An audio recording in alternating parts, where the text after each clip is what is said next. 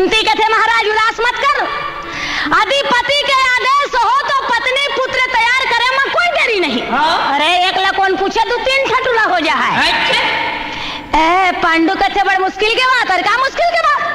पति यदि कहे तब तो, अरे जब पति पत्नी के संपर्क नहीं तो संतान कहां से? हाँ, मैं दुर्वासा ऋषि के सेवा का पाके और कठोत्री माला पाए हूँ, एक आधार ले कई ठल नहीं का जना, तो फिर हो जाए। अरे हो जाए क्या? ये कहकर कुंती बड़ा खुशी के साथ, और ये धर्मदेव पुकार के धर्मराज युधिष्ठिर पुत्र मांगे। भारतीय लोककलेला विश्वभरात पोहोचवणाऱ्या छत्तीसगडमधील जगप्रसिद्ध पंडवानी लोककला गायिका तीजनबाई यांचं वयाच्या 70व्या वर्षी 5 जुलै 2026ला रुग्णालयात उपचारादरम्यान निधन झालं. पद्मश्री, संगीत नाटक अकादमी, पद्मभूषण आणि पद्मविभूषण पुरस्कारांनी गौरवण्यात आलेल्या तीजनबाईंची कहाणी मोठी विलक्षण आहे. इंटरनेटवर त्यांच्याबाबत तुम्हाला खूप काही वाचायला आणि पाहायला मिळेल. पंडवानी म्हणजे पांडवांची वाणी. महाभारतातले प्रसंग अभिनय आणि पारंपरिक मौखिक काव्यातून छत्तीसगडी बोलीतून प्रेक्षकांसमोर जिवंत करण्यात तीजनबाईंनी आपली हयात घालवली. एका गरीब पारधी कुटुंबात जन्मलेल्या या मुलीने आपल्या आजोबांकडून कानावर पडलेल्या गोष्टी आत्मसात करून ही पुरुष प्रधान लोककला सर्व प्रकारच्या टोकाच्या सामाजिक आणि कौटुंबिक विरोधांना झुगारून विश्वभरात पोहोचवली. अशा या महान लोककला गायिकेशी संवाद साधण्याची संधी मला 2016 मध्ये मिळाली, महाडमध्ये भरलेल्या लोककला महोत्सवात. या संवादाचा काही भाग इथे देत आहे.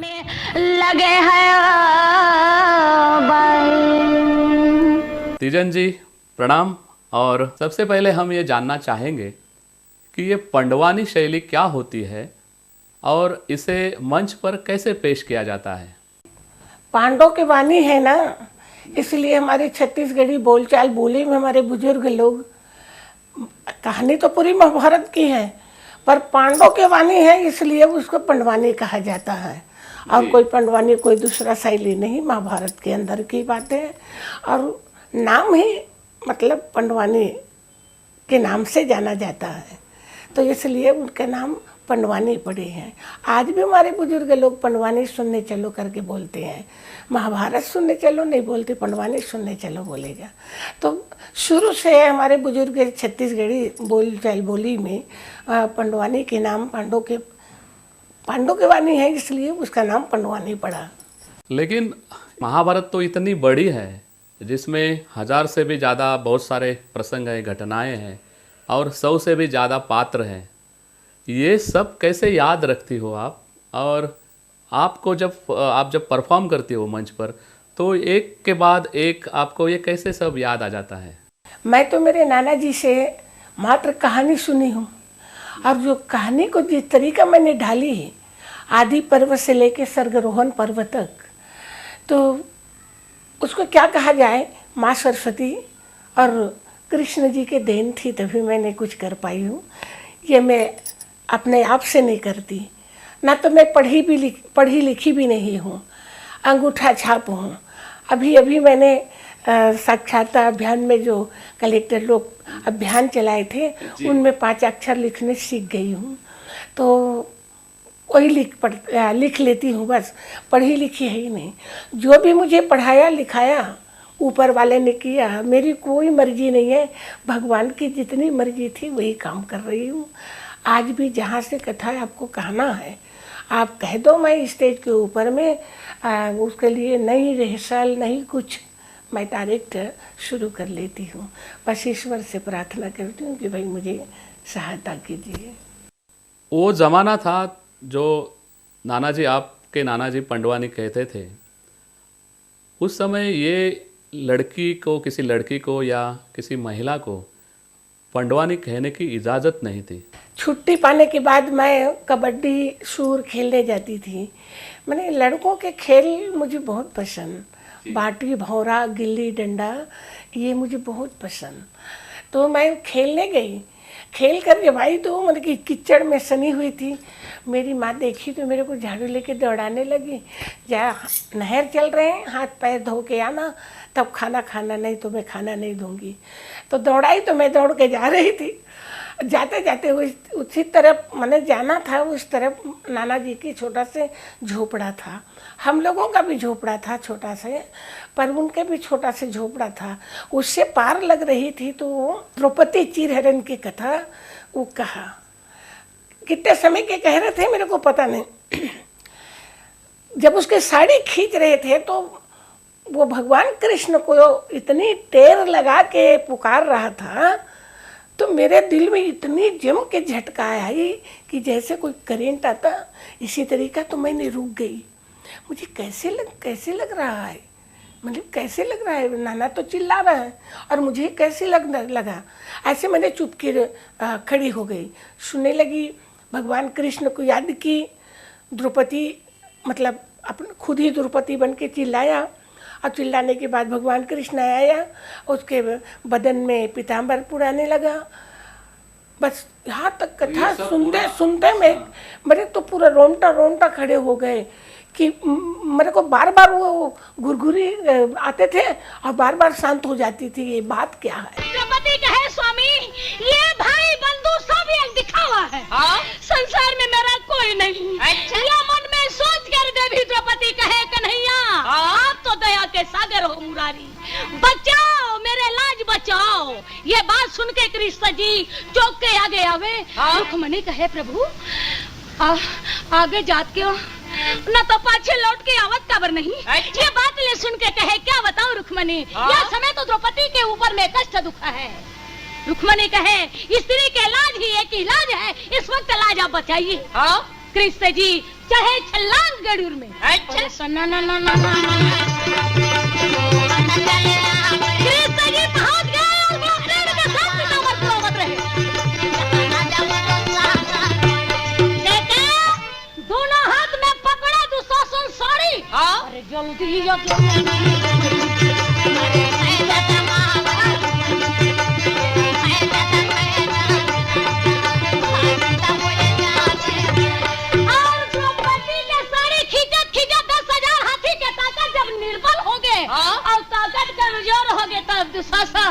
तब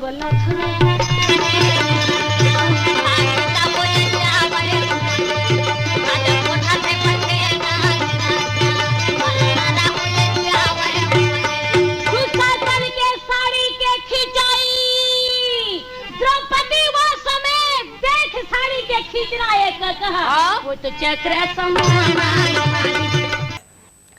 फिर वो खाते खाते वो बात मनन कर रही हूँ।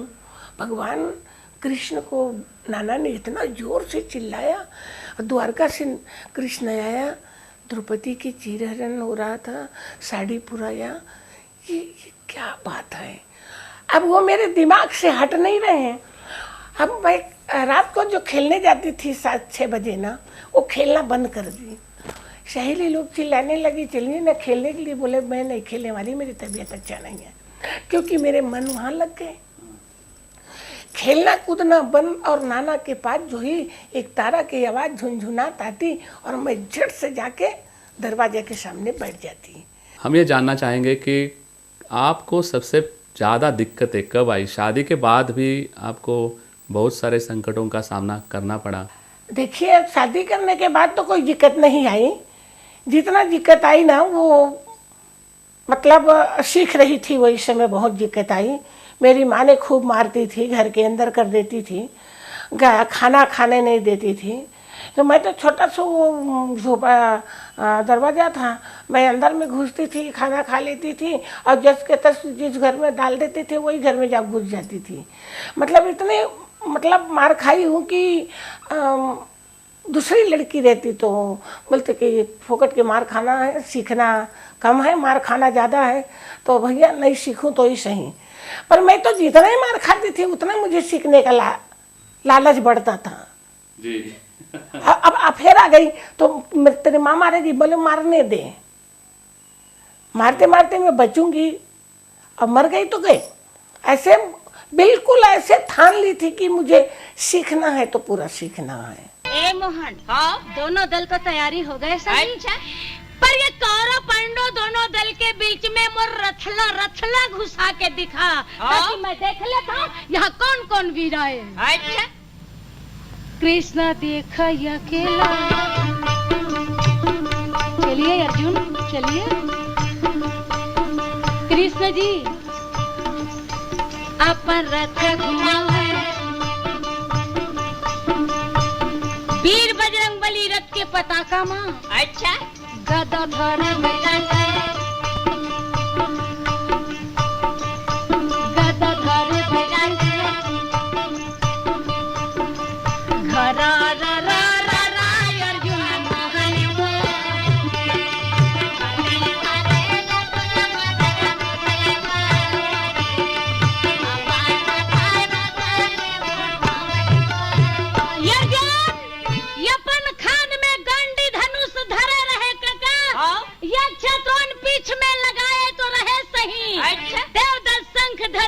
कृष्ण जी के तरफ ले देख के अर्जुन तब चारों ओर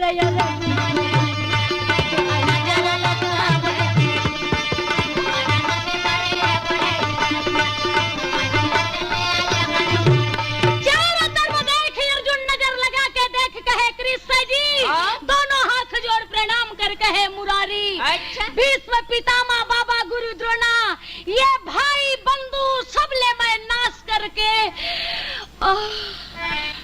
मुझे बहुत डर लगा थी मोहन। ये खून खराब करके दुनिया में विधि करना ठीक नहीं। अच्छा। अपन धनुष से मरा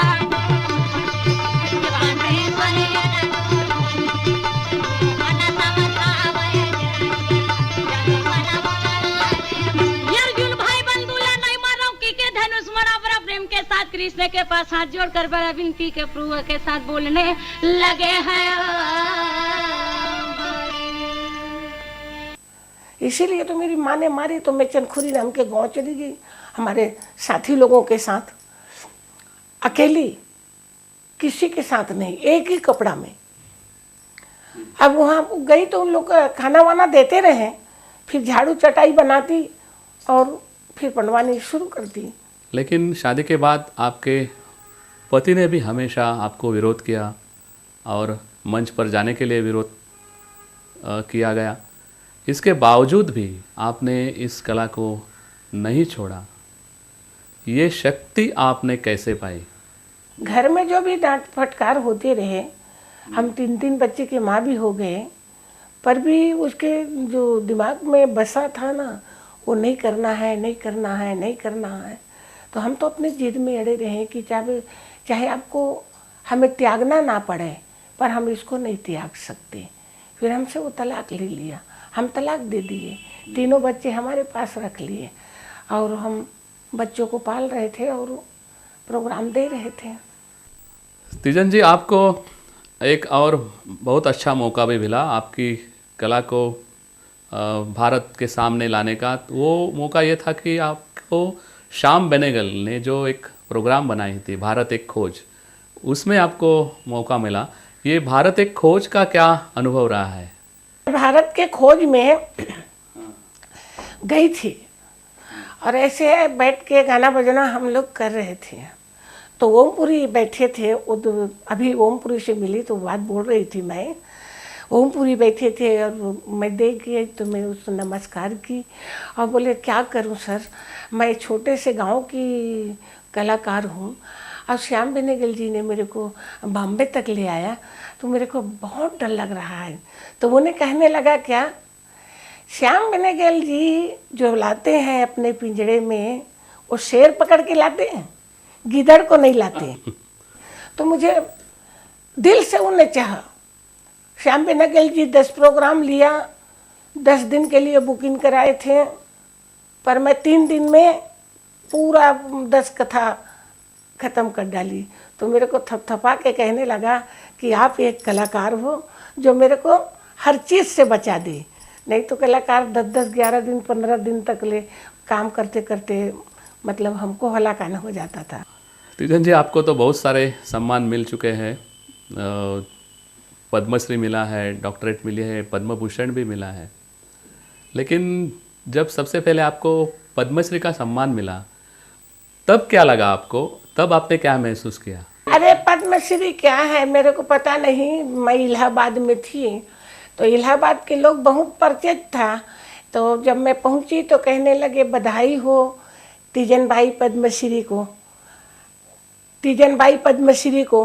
तो मैं बिल्कुल गुस्सा गई, तुम लोगों को कुछ नहीं लगता क्या? बार बार अनेक प्रकार के नाम धरते हो। अरे मेरे तीजन बाई नाम है, पद्मश्री कहाँ से आया? अच्छा। तो मतलब बोले माता जी आपको पद्मश्री मिल रहा है इसलिए तीजन बाई पद्मश्री कहूँ कि पद्मश्री तीजन बाई कहें, सब एक ही बात है। तो जब वहाँ मान सम्मान किए, साल नारियल भेंट किए ना, तो थोड़ा से लगा कोई सम्मान है। सबसे ज़्यादा मेरे को कब लगा कि मैं भिलाई स्टील प्लांट में सर्विस करती हूँ, है ना। तो वहाँ के एमडी बुलाकर मुझे साल भेंट और शायद 10,000 रुपया मैंने सम्मान किया, तब मेरे को लगा कि नहीं ये पद्मश्री अच्छे सम्मान है। तभी मेरे एमडी साहब, मैं छोटी सी वर्कर हूँ और मेरे पास में आकर वो सम्मान कर रहे हैं, तो कुछ ना कुछ तो है।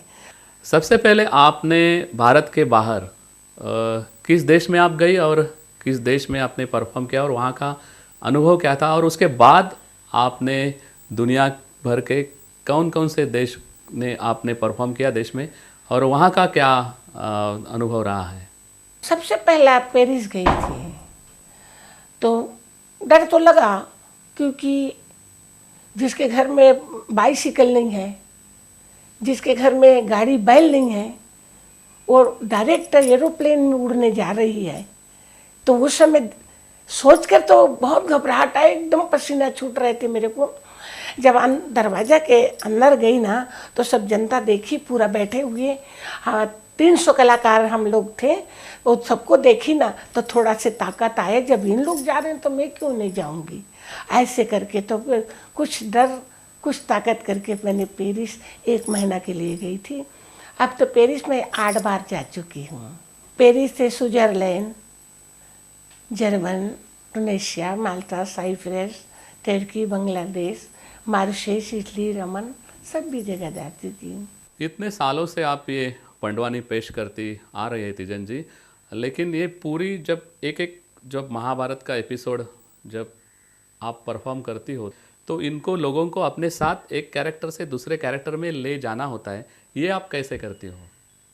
नहीं सर, वो तो स्टेज में होता है, ऐसे मैं बता नहीं पाऊँगी, क्योंकि मेरे को इतना जानकारी नहीं रहती कि मैं क्या से क्या करती हूँ, क्या से क्या करती हूँ। वो तो मात्र पात्र के द्वारा होता है। वो मैं मन में सोचती नहीं हूँ कि मुझे ये करना है वो करना, वो तो पात्र के आधार से होता है।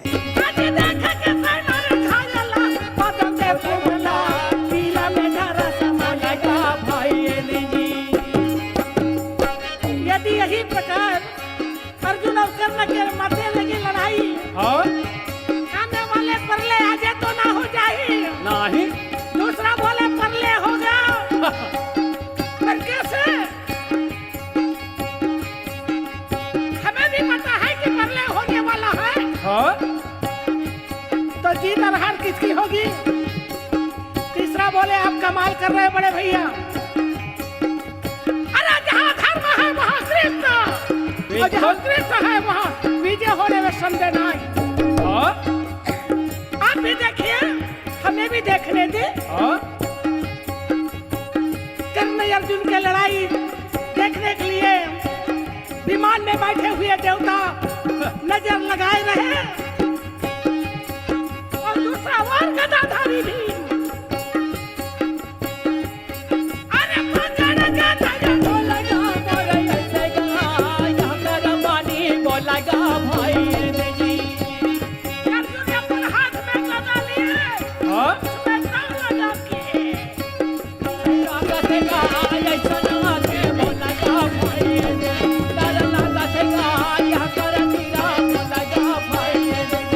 तीजन जी, एक आखिरी सवाल जानना चाहूँगा आपसे, क्या आप भी अपने ज़माने में आपके जीवन में आई हुई इन घटनाओं को याद करती हो? देखिए, हाँ, कलाकार कितनों भी कठिनाई होते हैं ना, उसको ऊपर ध्यान नहीं देकर बर्दाश्त करते हुए चलते हैं। यदि वो कष्ट को हम अपने दिल में लगा लें तो फिर तो हम कलाकारी नहीं कर पाएंगे। कलाकार को हर चीज़ को बर्दाश्त करना जरूरी है, ये हम लोग बर्दाश्त करते हैं।